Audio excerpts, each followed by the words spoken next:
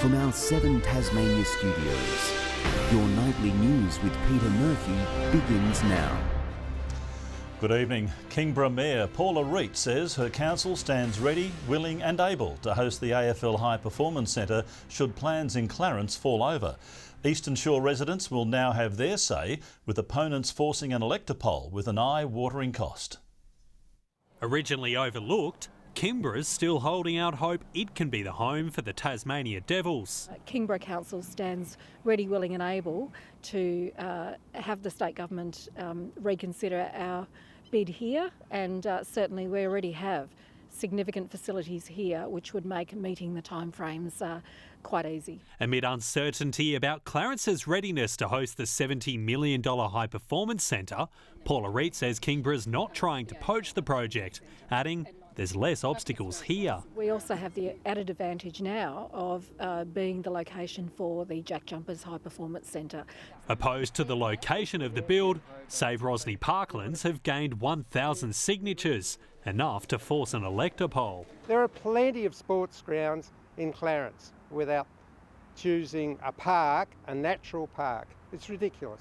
Totally ridiculous. While the vote would be non-binding, proof of strong opposition could swing councillors who voted 7-5 when approving the original pitch. 1,000 people is not representative of the 64,000 people that reside here in Clarence.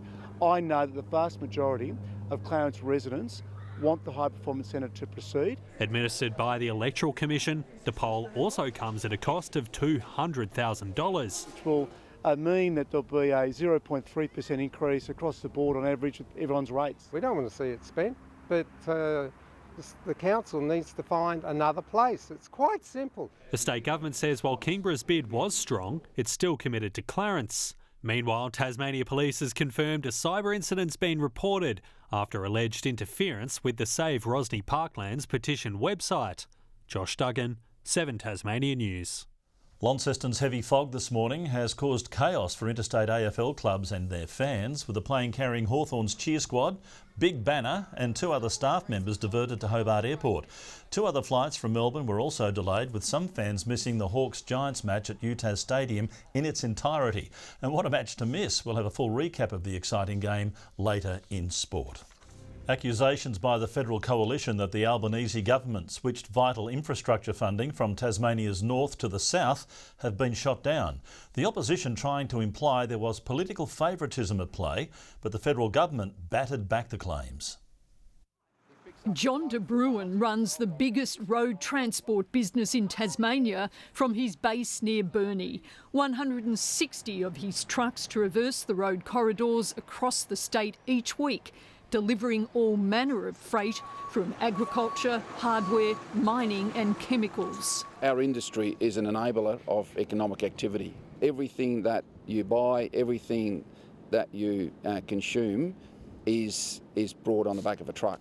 While Tasmanians hit the roads for the long weekend, the federal opposition claims the government's not investing enough in them, saying federal authorities removed monies from road infrastructure projects in the north of the state and redirected them to the south. But one in particular is the $80 million reallocation from the heavy vehicle safety upgrades on the Bass Highway, i.e. northern Tasmania, and that's been moved down to southern Tasmania for the Lyle Highway in the electorate of Lyons.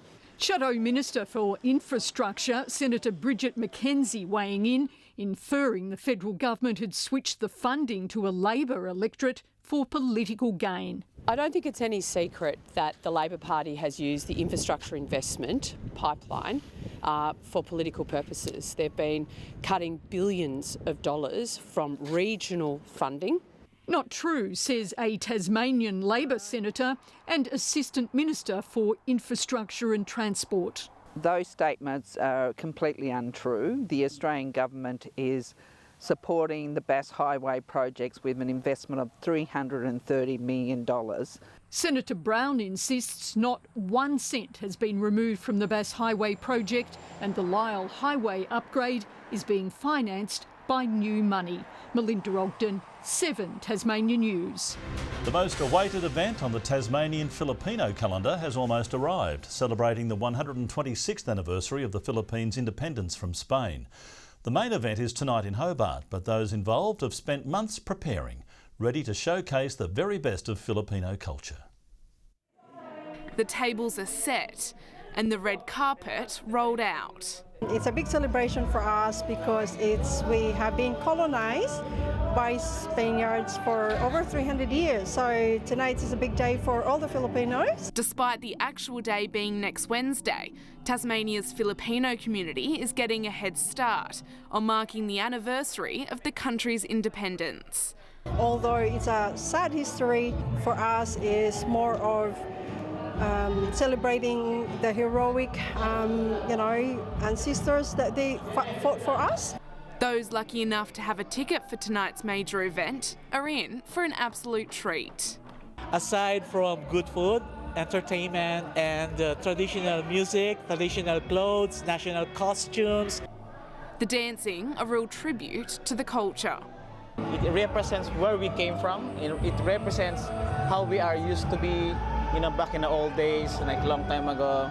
More than 300 are expected to attend tonight's festivities, with some travelling far and wide. We have guests from Wynyard, Launceston, St Helens, Sydney, Melbourne, so it's great. Celebrations expected to continue throughout the week. Lily Thompson, 7 Tasmania News. Many have come out in force to honour a community champion who sadly passed away after a long battle with cancer 10 years ago. Chris Fitzpatrick was a vital part of the Gagebrook and Bridgewater communities, supporters saying she worked tirelessly to make the area a better place in which to live. The community event included a sausage sizzle and various activities to celebrate Chris's legacy.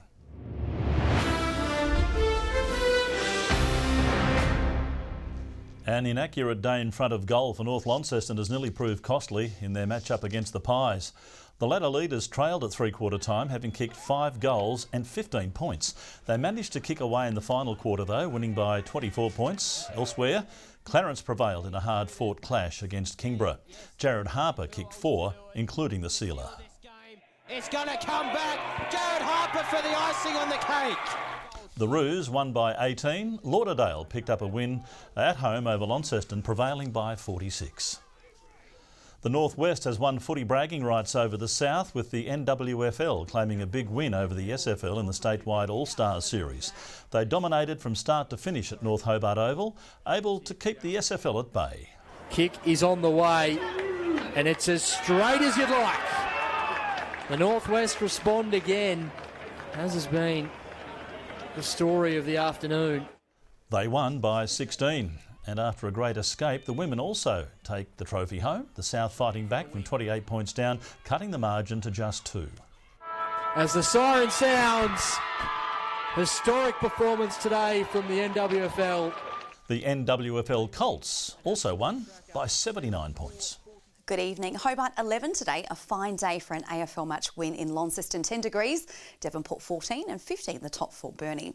St Helens 15 also, the Islands Friendly Beaches and Grove 14, Laiwini and Lowhead 13, 12 the maximum for Smithton and Strawn. Bushy Park reached a very cool 11 degrees. Low level cloud is seen across the west, northeast and lingering over parts of the Tamar Valley, with high level cloud arriving over the west this afternoon. An impressive low pressure system is spiralling to the east over the Tasman Sea and southern Indian Ocean. Tomorrow, high pressure is remaining the dominant synoptic feature over the mainland, with a cold front clearing Tasmania. West to southwesterly winds 10 to 20 knots, tending southerly for a period during the day. West to southwesterly swells are likely to increase to 3 metres. A shower or two for Hobart, Richmond and Ouse, all expecting a top of 12 degrees tomorrow. Partly cloudy in Launceston 14, 15 and mostly sunny in Devonport, 13 the top for Deloraine.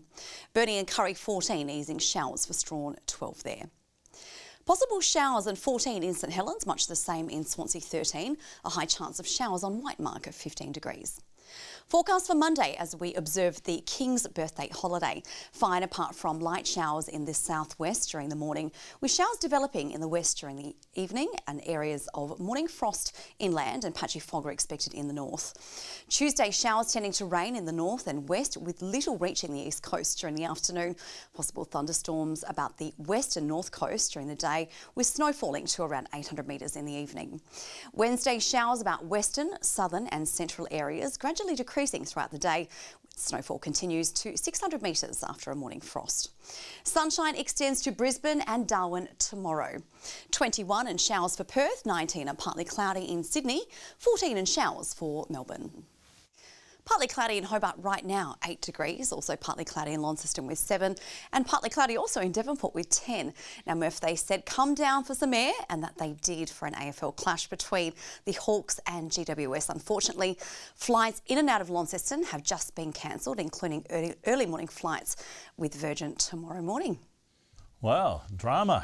But an extra night in Launceston can't be a bad thing, can it, Kaya? Thanks for that. And that's our news for tonight, June the 8th, which incidentally is World Gin Day. If you're celebrating, enjoy, and we'll see you tomorrow night.